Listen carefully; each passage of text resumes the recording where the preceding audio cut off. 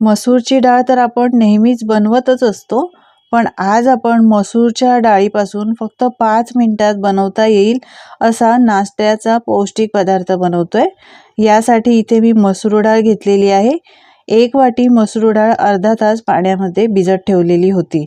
मस्त अर्ध्या तासामध्ये छान फुललेली आहे। हे बघा, मसूर डाळ लवकर फुलते, जास्त वेळ लागत नाही आणि नंतर ती सॉफ्ट सुद्धा होते। तर हे बघा, मी 1 वाटी मसूर डाळ अशी अर्धा तास भिजवत ठेवलेली होती।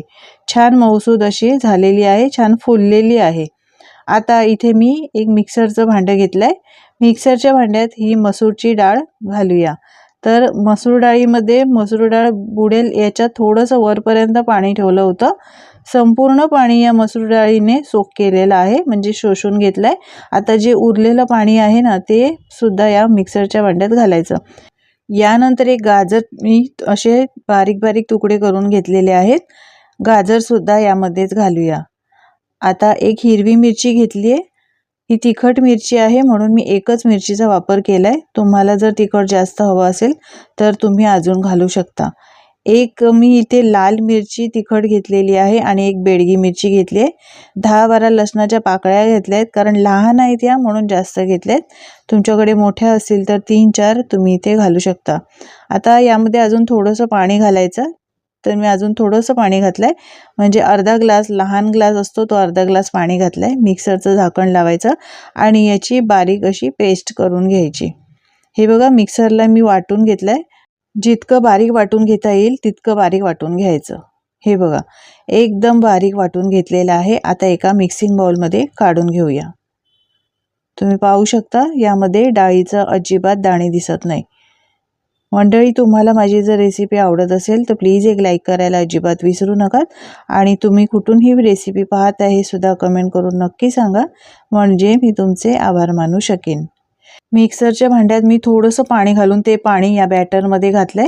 जास्त पाणी घालायचं नाही, गरज लागेल तर पाण्याचा वापर नंतर करू शकतो। चवीप्रमाणे मीठ घातलंय, मिक्स करून घेऊया। आपण मस्त मसूर डाळीचे पौष्टिक डोसे बनवतोय। करायला पटकन बनतात हे आणि खायला खूप छान लागतात।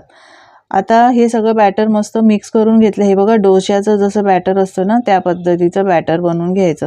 जास्त पातळ नाही किंवा जास्त घट्ट नाही। आता इथे मी पॅन गरम करायला ठेवलाय, याला तेल लावून घेऊया। गॅसची फ्लेम फास्ट करून मी पॅन गरम केलाय। त्यानंतर गॅसची फ्लेम स्लो करायची आणि तेल लावल्यानंतर टिश्यू पेपरने पुसून घ्यायचं। हे बघा, या पद्धतीने।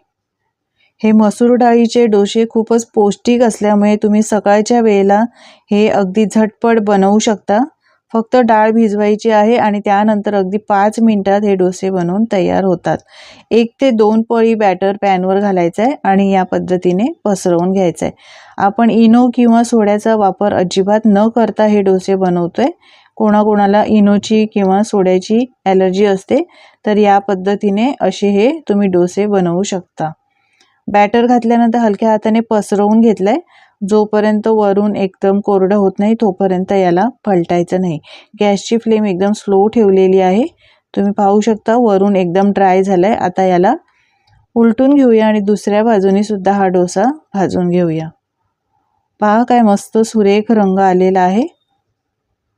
डाळ तांदळाचे डोसे तर आपण बनवतोच, पण या पद्धतीने असा हा मसूर डाळीचा डोसा मंडळी तुम्ही कधी केला नसेल तर एकदा करून बघा आणि तुमचे अनुभव माझ्यासोबत शेअर करायला अजिबात विसरू नका। चांगला दुसऱ्या बाजूने सुद्धा हा डोसा छान भाजून घ्यायचा आहे। आता याला उलटून घेऊया, पाहूया दुसऱ्या बाजूने भाजलाय काय चांगला। पहा, काय मस्त भाजलाय। चपातीपेक्षा असा हा तुम्हाला दुसरा काही पर्याय हवा असेल तर अशा पद्धतीने हे डोसे बनवून तुम्ही खाऊ शकता। हे डोसे मुलांना तुम्ही सॉस बरोबर देऊ शकता किंवा चटणी बरोबर। जाळीवर काढून घ्यायचं आहे, म्हणजे याची वाफ आहे ना ती निघून जाते आणि हे डोसे आहेत ते ओलसर राहत नाही। याच पद्धतीने अजून एक डोसा तुम्हाला मी बनवून दाखवते। पटकन बनतात मंडळी। हे बघा, 1 ते 1.5 पळी किंवा 2 पळी बॅटर घालायचं आहे। तुम्हाला जर मोठ्या आकारात बनवायचे असतील तर जास्त बॅटर घालू शकता। हलक्या हाताने पसरवून घ्यायचं आहे, वरून पूर्णपणे कोरडं झाल्यानंतरच याला पलटून घ्यायचं आहे। पहा, वरून छान कोरडा झाला। आता याला पलटून घेऊया आणि दुसऱ्या बाजूने सुद्धा चांगला भाजून घेऊया। मस्त असा आपला हा पण डोसा तयार झालेला आहे। आता काढून घ्यायचा आहे। तर हे मसूर डाळीचे डोसे मी हिरव्या चटणीबरोबर सर्व केलेले आहेत। हिरव्या चटणीचे बरीच रेसिपी मी अपलोड केलेली आहे, तुम्ही ती पाहू शकता। किंवा मुलांना तुम्हाला जर टिफिनला द्यायचं असेल तर त्यांना सॉस देऊ शकता। मुलांना सॉस फार आवडतो, तर सॉस बरोबर तुम्ही देऊ शकता। पाहू शकता किती मऊसूद असे झालेले आहेत, जाळ्या सुद्धा मस्त पडलेल्या आहेत। इनो किंवा सोड्याचा वापर न करता याला मस्त अशा जाळ्या पडलेल्या आहेत। हे बघा, खायला खूपच मस्त लागतो। पहा किती मऊ झालेला आहे। तर या पद्धतीने मंडळी तुम्ही सुद्धा एकदा असे हे मसूर डाळीचे झटपट बनणारे डोसे बनवू शकता, घावणे बनवू शकता। करून मुलांना द्या, मोठेच काय लहान मुलं सुद्धा आवडीने खातील। असेच वेगवेगळ्या डोशाची रेसिपी सुद्धा मी अपलोड केलेली आहे।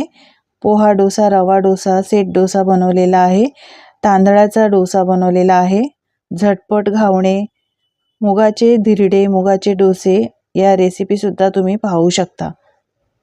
माझी खात्री आहे मंडळी तुम्हाला आजची रेसिपी ही नक्कीच आवडली असेल। जराही आवडली असेल तर लाईक करा, शेअर करा